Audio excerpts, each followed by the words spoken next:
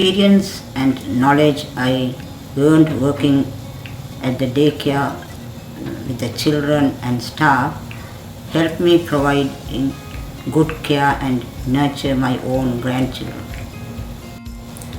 I joined the daycare as a placement student with the older kids, big kids, and after I finished my placement, I was called to come and do some shifts. So one child, when I went to the daycare, one child came. He ran to me with his tears in his eyes and said, "I missed you so much. Where did you go all these days?" And he didn't allow me to leave. So this made me very emotional and memorable. Hi, I'm Charles Novogrodsky, an early volunteer at the Sussex Daycare, and then pretty soon after that, in 1970, a father at Sussex. So I have many memories, very fond memories, and lots was learned. But one thing I would recall is after we established the second daycare at Devonshire, and I think the occupation was over, so maybe the kids were already into their second year at Devonshire, we had a giant yard at the Devonshire Daycare, and we discovered that one of the frat houses on St. George Avenue had put out a giant bathtub. They were throwing it out, so a bunch of us went over. We carried it back to our Devonshire lawn. It was the size of 2 or 3 bathtubs. Our kids didn't wear many clothes anyway, and in the summertime they really had fun splashing around in that bathtub, and it felt like we'd gotten away with something, so to speak. I mean, where would you ever find such a bathtub, and let alone get it for nothing? And it was a little iconic and lots of fun. The kids got older, they had to go to school, kindergarten, and a bunch of us marched over to meet Laura Schisler, the at that time famous principal at Huron Street School. We had our requests. Maybe we posed them a bit as demands. Our kids should call the teachers by their first names. Laura Schisler said no. We'd like to keep our kids all in the same class. She mostly said no to that. Nevertheless, our kids got enrolled in that kindergarten, and we would round them up and march them over. So it was an interesting interface between our alternative co-op daycare and the regular school system. But then we got lucky because the kindergarten teacher was Mimi Gillies. She loved music, and our kids knew music. We had guitar, we had piano at the daycare, and it smoothed the transition. Hi, Greg Hefnestall here, father of Jemima, who's now in grade 9, and Morag, who's in big grown-up person kids. My favorite memories of campus co-op. Well, the first thing that springs to mind is doing the shifts in mid-kids back in the building across from the old building. And I was freaked out. It was right after lunch. All the kids had gone off to nap. And one boy, Liam, would not nap. Ever. Any of the months that I was doing the shift. But he would come out and hang out with me on the platforms at the side of mid-kids. And I could make that boy laugh like till he couldn't breathe, and all I had to do was talk to him in a funny voice. I had so much fun. That was good. I have too many memories, but I think the one that counts the most is the fire. And that's a bad memory, but it isn't. Like from the very first phone call, I was at home and the phone rang and it was Rob, and he said the fire had happened. And then the chaos of having to set up at 519 Church. But you know what? The coming together, the going into that burned out building, the pulling out all the crap, the helping get it set up, the working together as a community, as a team, as a family, and rebuilding our daycare. That's my favorite, I think. That and the drag queens at 519, the kids staring raptly as all these beautiful people would walk through in those dresses. Those are my favorites. How did campus co-op affect me as a parent? Affect my family? I'll tell you, it made me a better parent. Absolutely no doubt about it. 100% straight up a better parent. Working together with those people, doing our shifts, being able to share ideas, share concerns, see that other people are going through the same thing. It was a community. That's all I can say. And that made me a better parent. So thank you, Campus Co-op. Thank you very much, and happy birthday. I first started working at Campus Co-op in 1974. I left after 4 years. It's 1978. And the importance of the experience at Campus Co-op was highlighted for me recently when I retired from the CBC as a radio producer after a 25-year career. And I was recounting to a colleague and friend the various highs and lows of my very rich and layered experience at the CBC. But then at one point I paused and I said, but you know what remains probably one of the most important work experiences I've ever had? And I told them it was the 4 years I spent at Campus Co-op. Now, why was this experience so important? Well, at the time I was probably 24 years old, and it was my first real experience of community, of a workplace that was non-alienating. There was such care and compassion. I mean, we were young, and we, like a lot of young people, we could sometimes step on each other's toes, but there was always, the bottom line was not about what you can do for me, but it was about how we together could make a great environment for the children, a positive experience for the parents. It was a really rich experience for me, and I continue to reflect upon it. I especially get particularly excited about meeting kids who were like 5 and 6 at the time, who are now adults. As a matter of fact, adults who incidentally are reaching middle age themselves and have children. A few years back, I think it was 2007 actually, I did a radio documentary. I found some tapes of the kids that I used to care for at the daycare, and I used to bring a recorder and interview them, pretend that we were at a radio station. I was interviewing them. Anyway, I found these tapes and I made them I used them for a documentary, so you'd hear a child's voice that was at the daycare, and then you'd hear them as an adult. And that was a wonderful experience too, because they too had such positive experiences of being at daycare. So it was and I assume continues to be a fabulous place. And I'm very grateful for the time that I spent there. And yeah, it was wonderful, and it's wonderful to have been part of the committee to plan for the 50th anniversary of the daycare. So there you go. Every time I think of Campus Co-op, I smile. It was a beautiful experience. I first went into Sussex when it was about 3 months old and had the opportunity to do what I love the most, spend time with babies. It was fabulous. And then the babies turned 2 and we needed a new place. The university wasn't willing to give it at the moment, so we marched ourselves in there, set up a daycare, and occupied the building. As we went in and out, we were handed notices from very nice police. There was never any problem with them, but we had trespassing notices that we were violating the law and would be probably prosecuted. So that was kind of fun. Another thing about the occupation that I smile about every time was the beautiful and wonderful Marxist group who would give us instructions on how to manage when the police came through the windows trying to pick up the children and us. So that was a lot of fun. The daycare center, I learned so many songs for children, and I have been singing them ever since. I've been involved with children from that time on, and I have sung those songs thousands of times. I remember sitting in the nap room at the daycare center, patting backs and singing and singing. It was fabulous. I remember the food, which was wonderful. Everybody was so interested in having positive, wonderful, non-chemical, natural food. Learned how to make coconut peanut butter balls, which I've used ever since. Music was a huge part of the daycare center. There were always guitars and singers, and it's always what I think of again when I think of the daycare center, music.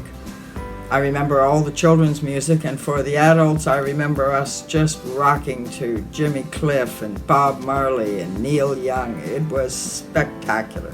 Those songs again still bring me back to daycare memories. I learned amazing skills and confidence in myself. I negotiated with the University of Toronto with the rest of the team. We got a 10-year lease and a wading pool. So that was pretty wonderful. It gave me a lot of confidence in myself and my ability to carry on. I loved the children. Everybody loved the children, and that was such a wonderful thing. They were a joy to us all, and I remember them so clearly, their voices, their laughter, they were just wonderful. I also wanted to say that Jason and Hamish had a wonderful time at the daycare center, and as many of you know, Jason passed away when he was 22. While he was younger, and at the beginning when he was at the daycare center, he had a heart operation, and all the kids formed a circle and sent positive thoughts to him, which I think worked because he got through that one and the next one and the next one. But then when he was 22, he was done, and he passed away. So the support and the comfort and the joy I got from people at the daycare center around that was phenomenal. And Kirsten spoke at his memorial. That will remain in my heart forever. So, thank you. Everyone, so we're here to do our tribute to Campus Co-op Community Daycare Center. I am Brandy Light Davis, Kirsten Agnew-Weiler, Melanie Castleman, and Heidi Davis-Spinks. So first we thought we would start out with a few funny memories that often come to our minds when we think of Campus Co-op. Okay, so for me, I remember when we used to escape up to the attic and try to jump off the roof. Super fun times. Safe too. Very safe. I remember a lot of nakedness, a lot of naked children, a lot of going into the little house inside the daycare and playing doctor and things like that. Penis and vagina, penis and vagina. Yeah, I remember seeing Tristan, I think it was, up on a fire escape in the neighboring building, maybe 3 years old. That was quite an interesting time. Yeah, I remember getting berries in the back of the daycare center where we weren't supposed to go, but that made the berries taste that much sweeter. So I remember one particular story for me that stands out was when there was a fire door in the basement near the nap room, and I actually got my finger caught in the fire door and was there for a while and couldn't get the door open because it was so heavy and I was so little. But eventually I was saved by Michael Burns, and he just whisked me upstairs and took me down the long hallway to the change table with the big windows and right by the bathroom with the little toilets and sinks, and I felt that by that time I was in good hands and I was well taken care of afterwards. Mm-hmm. So some of the risky kind of crazy things ended up turning into something wonderful as well. Some of the well taken care of that relates to him. So my favorite daycare memory was when I was quite little and I fell asleep in the lap of Janet Skelly on the front lawn, and she was wearing a princess dress with all these thin layers of like chiffon or something, and I was curled up on her lap in between them out on the grass as the sun came down on me. And I just remember feeling so nurtured and cozy and everything, and that's one of my kind of great daycare memories, is having so many grown-ups who cared about how we were doing and wanted to take care of us. Mm-hmm. Mel, you had one about your grandpa. Yeah, my grandfather used to pick me up after work every day in his red car, and I remember getting really excited about my grandfather coming to see me and greeting him at the gate, and it turned into a big thing where all the kids would run to the gate and yell "Grandpa." Super cute. And I think for all of us, just knowing each other from such a young age and being a part of that amazing community just led to us. A lot of us had friendships at school as well that grew stronger and deeper over the years, and as you can see, we're still friends today. So good friends. We're not getting together for that. No, we get together regularly. Yeah. This is our Yeah, daycare stimulated a community, and then another community to another community. And now all our kids know each other too. And one more story I'll share. I remember straddling a porcelain bathtub, naked, with water spraying everywhere. And many kids all around you, as I recall. oh yes, there was a whole bunch of us doing this dangerous activity that would never be allowed nowadays. But I think from those types of experiences, we all really learned a sense of adventure, and we learned how to figure things out in a way that may not be happening nowadays. And I really think that's been a benefit to all of our lives, and have developed who we are, because of that. I think we all felt really respected as little people and really well loved by a lot of different adults, and that was a good foundation for us for sure. So much appreciated. And I love the peanut butter balls. And the cornbread. And the cornbread. Okay. Bye. Hi, this is Carolyn Skelly. I waited until the last hours before I do this. I'm a self-proclaimed technophobe. And I did write something that I'm hoping will be on the website. It was something I wanted to take some time to talk, to share my memories about. But I think the thing that stands out in my mind now after the reunion is all the different opportunities there were to not only share, the best of our memories, but actually to do some what I would refer to as healing from some of the times, that we might have experienced that were hard for us. And I think the thing that also stays with me is that we were doing something that I think is absolutely monumental and revolutionary. And that is to behave with each other in a democratic way. And when I look around and see, politically what is happening to a lot of democracies, I think our little microcosm was very courageous, and it taught me many things about the process of decision making and putting our minds and hearts together to do the best for the children in our care. So I'm impressed.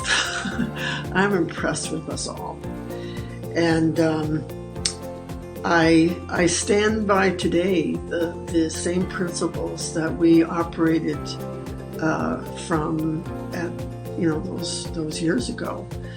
And I was involved from my best. I think this is true. 1971 is when I took the women's studies course at U of T and found out about Sussex. And I volunteered for a couple of years, and then I was hired in 73 as a coordinator at Sussex, became a parent in 74, and then my son Kanya was in Devonshire in 76. So probably till 77, I'm that's my best guess. And I saw us move from event to event, and I'm very proud of us all. I hope you'll read what I wrote. I don't know where to find it. I've been looking so far, but I haven't seen it. But those are really my memories, but I wanted to say this. Thanks a lot. Hey, hi everyone. I have so many good memories. It's kind of a big blur, but so I'm Carolyn Darkangelis, and my daughter is Marlena Darkangelis, Black, and she spent from age 1.5 to age 6 at the daycare. And I think my favorite memory is really just coming to pick her up and seeing big smiles on the kids' faces when they were outdoors. And I also really loved meeting all the parents. I thought the food was great. So I just have this warm, fuzzy feeling inside for the most part, when I think about the daycare, and I just very appreciative of what everyone did over the years to make it such a great space. Okay, sorry I can't be there in person. I'm living in St. John's, Newfoundland right now, and Marlene is in grade 7. This is Maria Garrick. Happy 50th anniversary Campus Co-op. You've been an amazing source of inspiration for me. I've learned a lot from you. I've met great people, great food, great potluck. I think this daycare deserves to be honored. It's a trailblazer. It has established and set examples for how children should be raised, how families and parents could work together for the betterment of the children. Happy anniversary. And my children, Michaela, Zaid, and Rashley, they had a grand old time. We've met lasting friends, lasting relationships formed. I've learned a lot about politics, talk about political action, Campus Co-op, those great marches down to Queen's Park to ask for affordable daycare and more subsidy. Way to go, Campus Co-op. Happy 50th anniversary, my dear. Tribute. My earliest memory of Campus Co-op Daycare is when I was about 2 or 3 years old, and I went there with my mom. I can remember my mom's Pat Schultz. She was an activist in the childcare movement for many, many years. And my memory is of going to Campus Co-op and wanting to play with hammer and nails in the carpentry section of the daycare, and they were real hammers and nails, adult size. And some guy there, I guess he was one of the parents, who was a hippie, because all my daycare teachers were hippies, saying to me, go ahead, use the hammer and nails. And even thinking at that time, at the age of 3, really? You're going to let me use hammers and nails all by myself? And they did. And the reason they did was because they thought that kids could manage and make decisions for ourselves, and with a little, guidance and a little coaching, and a little bit of supervision, we would be okay. So it was completely the opposite of helicopter parenting that I think a lot of kids experience today. And it meant that we had a lot of confidence in ourselves at the end of the day, which I think was really good and influenced me for the rest of my life. The other thing that I remember is a very different memory many years later, when I was in Nicaragua, and I was actually staying with El Salvadorian refugees on a farm in Nicaragua, and I had gone there to do international solidarity work to learn how to speak Spanish. And I ended up on this farm with about 4 El Salvadorian refugee families, and it wasn't a big space. We had one big room that we were all sleeping in with beds and hammocks and stuff, and another room that was a lean-to kitchen. And the thing that I remember is that the kids had a really hard time, and sometimes at night they couldn't sleep. They had been terrorized, I think, in El Salvador, and so they couldn't sleep at night. And there was one kid in particular who couldn't sleep, and he was crying at night a lot. And I remember the first couple of nights thinking, as I was trying to get to sleep myself, like, why doesn't his mom get up and pick him up and make him feel better? And then falling asleep. And about the third night that this was happening, I remember not falling asleep and thinking to myself, like, what are you saying that this kid should, like, why are you calling or waiting for this kid's mother? Like, get up yourself. You know perfectly well that you're capable of getting up, and that, this kid is just as much your responsibility as anyone else's. Get up and get this kid and make him feel better and help him get back to sleep. So I did. And I got up and I picked him up and I put him across my chest. And I fell asleep, feeling kind of good about myself, because I had remembered my daycare route. And I woke up in the morning covered in pee. And I really love that memory, because it really reminds me of what we were taught in daycare, which was that every kid was our responsibility, and it just wasn't in our nature to pass the buck off to someone else. And I kind of feel like I had strayed away from that, and that experience brought me right back to what I had learned at places like Campus Co-op. The other thing I wanted to talk about was the impact of Campus Co-op on my life. And I grew up in the intersection of 3 social movements: the Trotskyist movement, the feminist movement, and the childcare movement. And I would say of the 3, the childcare movement is the movement I have the most lasting connection to and that had the most impact on my life. And I think the reason for that is because it wasn't a movement that was about ideology or political debate primarily, although those, there was obviously those things were in play. But it was really about parents who were spending an enormous amount of time thinking about how to create an experience for their kids and a childhood for their kids that was radically different than the experience that they had had. That's what I think. And they did a really amazing job of creating an alternative space and an alternative way of growing up that I think a lot of kids didn't get an opportunity to experience, but we did. And as a result, I feel like it set a bar for me about what it means to live an alternative life that's not just about rejecting what's happening in front of you, but actually thinking, oh, there's an alternative that's possible, that's about being collective and being interested in environmentalism and feminism and pacifism, and those things are things you can do, and you can live in a different way than the way that the people around you, a lot of people around you, are living. And as a result of that, I could also move into other spaces as I got older that reflected those values because they felt very familiar to me. And so I went on to alternative schools like Seed and West End Alternative, and I went to Grindstone Island Summer Camp, and I lived in the Bain Apartments Co-op for 30 years, which is very much about similar values to Campus Co-op. And those were really all experiences that were about functioning cooperatively and collectively with people, and were very valuable to me. In the last decade, I've spent a lot of time in Cuba, and I know that one of the first things that I thought about Cuba, having been there a few times, my impression was that I was actually at daycare, but on an island where everybody gets to be a member of the daycare. Like, Cuba felt exactly the same to me as being at daycare, actually.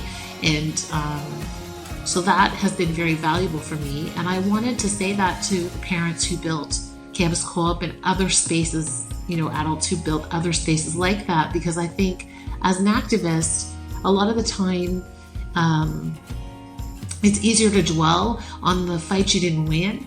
And I'm not sure if everybody really appreciates, who's engaged in activism really appreciates the kinds of alternative spaces that were created and how much their efforts did pay off to create alternative spaces that weren't about capitalism and that weren't about alienation, where kids like me and the kids I grew up with could feel good about ourselves in a really lasting way that's had an impact on us for the rest of our lives. And so I really want to say to everybody involved in campus and the childcare movement, thank you for that, because it's been a huge positive influence in my life, and I really appreciate it. Favorite memory is during the occupation.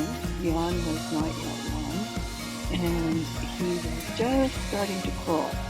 And it was an evening when there were people sitting on the floor lining the walls, many people, lots of kids running around, and Jan started at one end of the room thinking about crawling, and one of the coordinators got on her hands and knees in front of him, started crawling backwards and encouraging him, and in no time the whole room was going, "Go, Jan, go!" And he crawled a very long way for a first crawler. So it was terrific. My other favorite memory is the night Michael Kaufman stuck his head in the window and said, "I'm an old mole. We've voted to support you." And we all freaked out because Campus Co-op changed my life in really wonderful ways. And I like it. Take care. There was so much support from all the parents in helping with childbearing. There were more than a few single parents, which I was, and that was particularly helpful. I was there when we took over the building, and there was a very powerful sense of community and that we were doing something really important. Occupying a building 24/7 with 15 adults and 5 kids every night at the beginning was an amazing experience. Meetings once or twice a week, we tried to remain prepared in case there would be a physical confrontation and possible eviction. There's another time that stands out in particular. There was one child who was really aggressive.